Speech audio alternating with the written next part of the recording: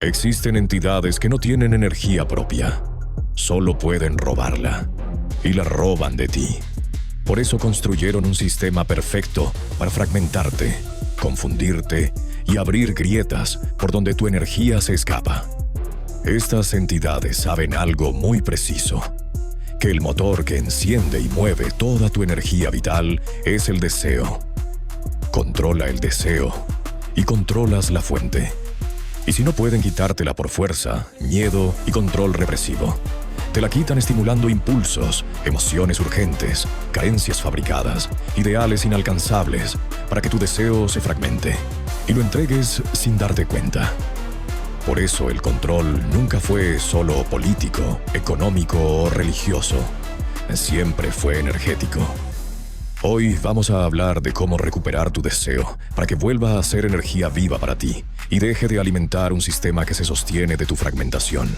Uno que no necesita que dejes de desear, necesita que desees mal, que confundas deseo con impulso, que persigas objetos, imágenes, ideales y descargas, sin camino, sin proceso, sin propósito. Así tu energía se activa, pero no te recarga, te drena.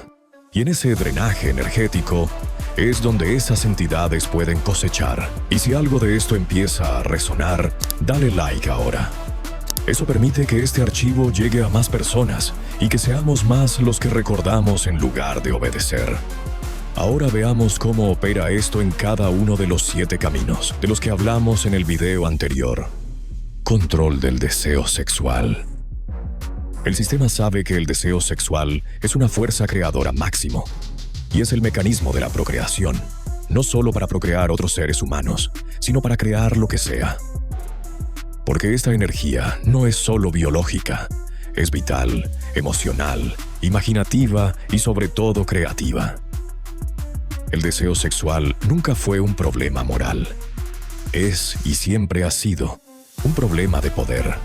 Porque hay un lugar en la experiencia humana donde la vida se enciende con tanta intensidad que cualquier sistema que viva de tu energía necesita intervenir ahí primero. No se trata de lo permitido o lo prohibido. No se trata del número. No se trata del escenario. Se trata de algo mucho más demoledor. Que cuando el deseo se vuelve inconsciente, se vuelve una grieta. Y cuando el deseo se vuelve consciente, se vuelve un motor. Por eso lo atacaron por ambos extremos. Por un lado, la compulsión, el impulso urgente que no pregunta, que no escucha, que no crea, solo descarga. Ahí el cuerpo no es templo, es trámite. Y lo que debería ser fuerza creadora, se convierte en fuga. Por el otro, la negación, el deseo vuelto culpa. El deseo tratado como corrupción, como algo que te rebaja y te mancha. Ahí el cuerpo deja de ser sagrado y se vuelve enemigo. Y toda energía reprimida necesita salida. Sale como ansiedad, como obsesión, como contradicción interna. Y esa contradicción es oro para los cosechadores. Porque hay algo que nadie te dice. La energía más fácil de extraer no es la de un cuerpo intenso. Es la de un cuerpo dividido.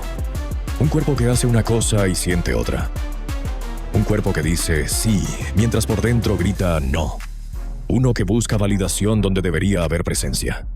Uno que usa el deseo como moneda, para evitar un conflicto, para comprar afecto, para retener, para probar valor, para no sentirse solo, para sentirse suficiente. Uno que transgrede a otro para saciar su perversión. Ahí ya no hay lujuria como portal. Hay lujuria como chantaje químico. Y eso no crea vida. Crea deuda y se convierte en pecado. Y recuerda que todo pecado exige una expiación.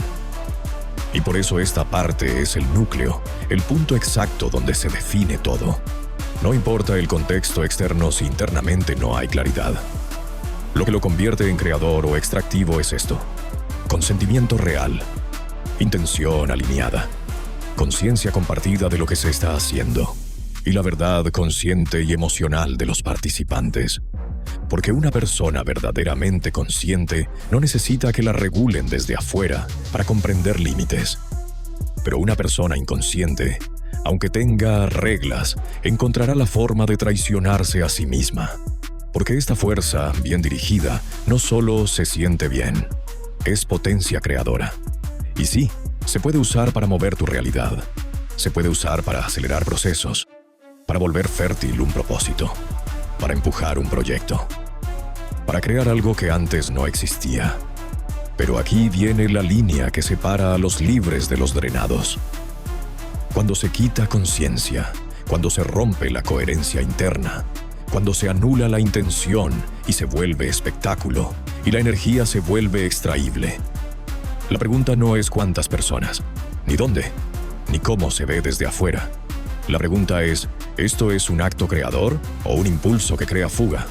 ¿Te deja más vivo o más drenado? Porque cuando es creador te revitaliza, cuando es fuga te consume. Y si no hay propósito, alguien más está cosechando esa potencia por ti. Control del deseo y la necesidad de recursos. Nadie en su sano juicio desea dinero. Eso es una mentira que te enseñaron muy temprano. Lo que se desean los recursos para sostener una experiencia de vida. Tiempo, libertad, capacidad de crear, de elegir y de expandir la propia existencia. Pero el sistema necesitaba algo distinto. Necesitaba que confundieras el medio con el fin. Que creyeras que acumular es el propósito. Y no para qué acumulas.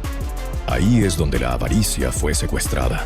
Porque la avaricia, cuando está íntegra, es la inteligencia que detecta qué recursos necesitas reunir para sostener lo que viniste a crear. Pero cuando te arrancan el propósito, la avaricia se vuelve ansiedad. Te hacen desear acumular sin saber por qué. Tener por tener. Asegurar por miedo. Retener por desconfianza. Y entonces ocurre la trampa perfecta. Puedes conseguir dinero. Mucho dinero. Objetos, propiedades, experiencias. Y aún así, sentirte vacío. Porque cuando acumulas sin propósito, no estás sembrando. Estás almacenando energía estancada. Es como desear una gran canasta de frutas. Puedes visualizarla, puedes conseguirla, puedes llenarte de frutas. Pero las frutas se pudren, se dañan, se pierden. Te obligan a entregarlas, a dar tributo por ellas, a venderlas, deshacerte de ellas. Porque no sembraste el árbol. La avaricia saludable no desea frutas. Desea el huerto. Desea el sistema que produce frutos una y otra vez, que te alimenta sin agotarte, que crece contigo. Pero eso no le sirve al sistema de cosecha energética, porque una persona que siembra árboles ya no depende, ya no persigue, ya no se arrodilla ante la acumulación. Mira cómo se manifiesta esto hoy de una forma aún más evidente: la compulsión por comprar. Rara vez esa compulsión aparece cuando alguien está construyendo algo vivo. Casi nunca surge al comprar materiales para un proyecto real, para una obra, para algo que tiene sentido. La compulsión aparece cuando no hay propósito. Aparece en compras impulsivas, en objetos que prometen identidad, estatus o alivio momentáneo. En cosas que no se integran en ningún proceso creativo real. Compras para sentir algo, para llenar un hueco o para calmar una ansiedad que no sabes nombrar. Y por eso el impulso no se detiene al pagar, porque no estabas reuniendo recursos. Estabas ofrendando tu energía de manera inconsciente. El sistema no necesita que seas pobre. Necesita que consumas sin dirección y que desees como adicción. La avaricia recuperada no se elimina. Se reorienta, no pregunta. ¿Cuánto puedo tener? Pregunta, ¿qué necesito reunir para sostener lo que vine a crear? Y cuando el deseo vuelve a tener propósito, la acumulación deja de ser prisión y se convierte en estructura. Y entonces ocurre algo que el sistema no puede tolerar. Todo lo que generas ya no es una ofrenda. Es un ecosistema propio que solo te alimenta a ti y no a ellos. Deseo de vidas perfectas. No te hacen desear lo que otros tienen. Te hacen desear ser otro y negarte a ti mismo. El sistema entendió algo muy pronto. Una persona conectada con su propio camino es ingobernable. Así que no tenía que prohibirte desear. tenía que enseñarte qué desear. Cuando empiezas a desear una escena en la que tú no existes, no es querer algo mejor, es querer otra vida. Y eso no es aspiración, es desplazamiento del alma. Por eso te puso delante imágenes cuidadosamente editadas, vidas sin fricción, cuerpos sin desgaste, relaciones sin confrontación, espiritualidades sin sombra. Y te hizo creer que si no lo consigues, estás fallando. Desde ese momento, cada vez que miras tu vida, la comparas con un molde y siempre pierdes. Porque el molde no fue hecho para habitarse, fue hecho para perseguirse. La envidia moderna no te impulsa a crear, te mantiene mirando, midiendo, ajustándote. Te roba la energía no cuando deseas, sino cuando te corriges eternamente. Porque la idea implícita no es que cometes errores, es que tú eres el error y que tu vida no merece ser vivida si no se parece a la vitrina que te pusieron delante. Y ahí ocurre la extracción. La envidia, convertida en imitación, fractura el deseo. Trabajas para sostener una imagen, consumes para parecerte. Y cada paso que das en una vida que no es tuya es energía que no vuelve, sino que alimenta a los cosechadores. Recuperar la envidia es mirar lo que otros han conseguido, y es posible para ti. Buscar caminos ya recorridos, procesos ya probados. No para desear la vida de alguien más, sino para integrar posibilidades a la tuya. Porque el día que dejas de imitar y empiezas a integrar, el sistema pierde el control. Y la energía que antes se fugaba regresa a ti. Control del deseo y la necesidad de nutrición. Cuando la gula es controlada porque te desconectan del ritmo natural de tu cuerpo. No te hacen comer de más. Te impiden saber cuándo es suficiente. Porque una persona que reconoce saciedad es una persona difícil de gobernar. La gula bien dirigida no busca llenarse. Busca incorporar.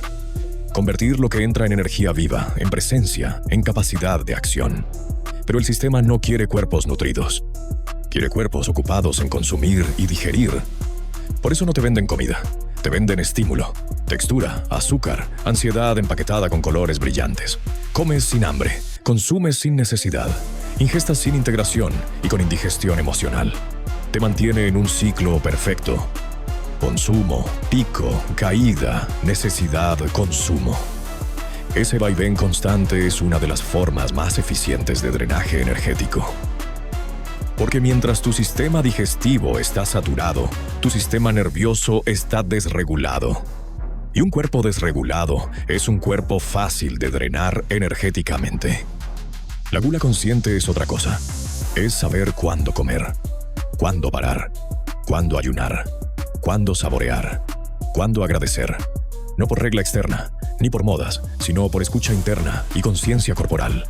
Cuando comes con presencia, cuando reconoces saciedad, sin culpa, sin exceso ni defecto, tu energía se queda contigo. Polarización emocional. La ira nació para una sola cosa: decirte hasta aquí. No para gritar, no para discutir, no para convencer a nadie, sino para marcar un límite y sostenerlo. Pero eso era demasiado peligroso. Una persona que sabe usar su ira no obedece, no negocia su dignidad, no se deja empujar. Así que hicieron otra cosa. Te enseñaron a reprimirla o a desperdiciarla.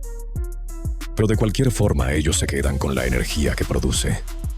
La sacaron de tu cuerpo, la llevaron a la pantalla y allí la exacerbaron para convertirla en espectáculo. Y lo peor de todo esto es que ahora te hicieron creer que era buena idea monetizarla.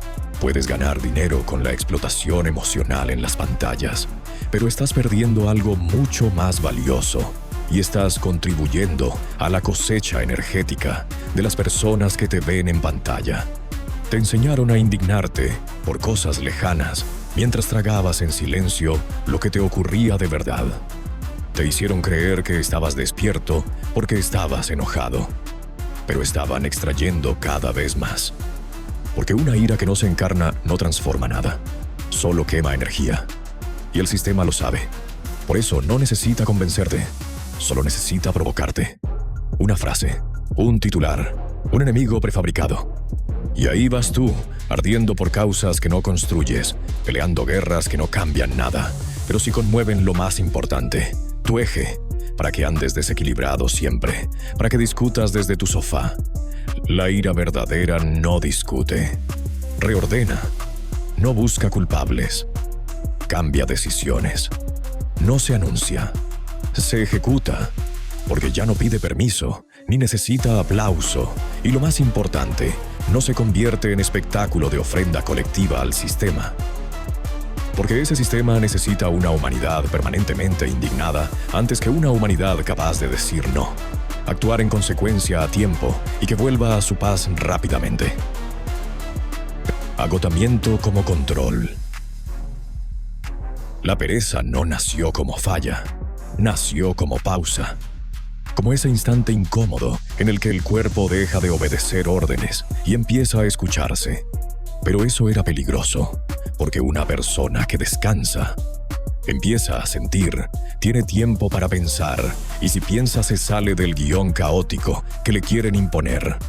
Por eso convirtieron la pereza en pecado, la mezclaron con vergüenza, la confundieron con inutilidad, la asociaron con fracaso. Y así construyeron una cultura donde estar agotado es virtud y parar es sospechoso. Te acostumbraron a vivir cansado, a distraerte, pero no a detenerte, donde la única excusa para parar es el colapso. La pereza verdadera no es evasión ni inutilidad, es pausa consciente para la regeneración. Es el momento en que el sistema nervioso reorganiza lo vivido, donde la experiencia se asienta, donde la intuición habla sin interferencia. Y eso no conviene. Una mente en pausa no tiene sexo por pulsión, no compra impulsivamente, no reacciona desmedidamente, no se deja arrastrar. Por eso te empujaron a llenar cada vacío, cada minuto, cada silencio. No para que produzcas más, sino para que no escuches. Porque cuando paras de verdad, algo se cae. Se cae el deseo ajeno. Se cae la urgencia falsa. Se cae la necesidad de demostrar y cierra todas las grietas por las que se fuga tu energía. Y si esto pasa, los cosechadores se quedan sin alimento. En cambio, un ser humano colapsado no crea, no decide, no despierta, solo sobrevive. La dignidad que te enseñaron a odiar. La soberbia es la capacidad de un ser de saberse suficiente para sostenerse en pie sin pedir permiso.